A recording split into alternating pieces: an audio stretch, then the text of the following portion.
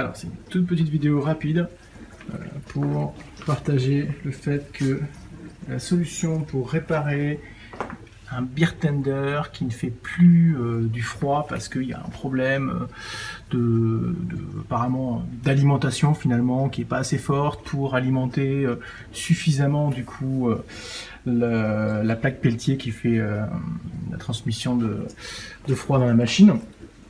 Alors, il y a des vidéos tuto sur internet qui expliquent comment on démonte cette machine. Ça marche du coup, eux ils référencent la B90 VB5020, pas la B90 VB5020 FR/3W0. C'est important, c'est pas tout à fait la même. Alors bon, ça s'ouvre de la même manière, il y a deux petites vis à l'arrière. Hop, on tire un peu vers le haut, en arrière.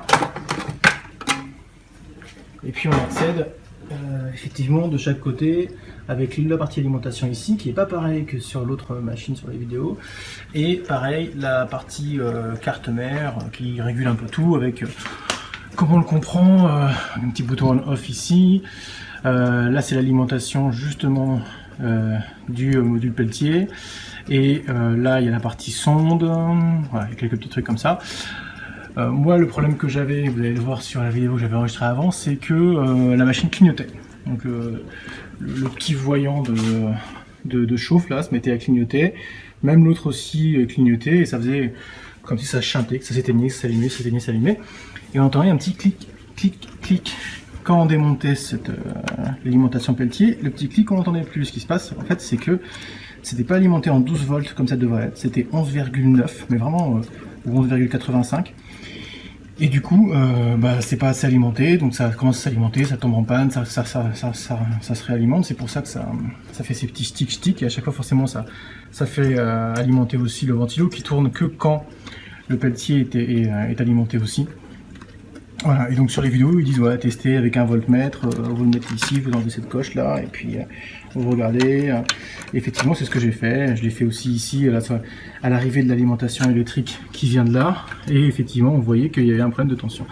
Et du coup quand on regarde cette alimentation électrique, le problème apparemment assez souvent, c'est les trois condensateurs qu'il y a ici. Alors ceux-là, s'ils sont tout neufs, je viens de les changer, ok, donc ils ont l'air propres, c'est pas ça le problème, c'est surtout que ils sont pas gonflés. Alors que si on regarde ceux qui étaient avant, vous allez voir, effectivement, ils étaient un petit peu bombés. Voilà, un petit peu bombés et assez caractéristique, il y a un petit point marron. Hop, il y en a un qui vient de tomber, voilà. Celui-là on voit bien, c'est marron au milieu, c'est bien bombé, et bien ça c'est caractéristique de condensateurs qui ont cramé. En tout cas bon, qui sont en défectueux, alors que ceux-là sont vraiment mais super plats, super propres. Alors pour le coup, je sais que ça marche parce que je viens de la brancher et ça fonctionne, miracle. Ça c'est super, donc 3 soudures derrière, assez facile, hein, 3 petits points de soudure ici. Rien de bien sorcier quand on a déjà fait un peu de soudure. On replace tout ça, et voilà, et du coup quand on la remet en route, hop, on peut actionner directement le petit interrupteur et c'est magique. Voilà, ça se met à chauffer, ça se met plus à clignoter, avant ça clignotait. Donc bon, ce qui clignote ici c'est le fût, hein. C'est juste parce qu'il faut, on va tester ça aussi.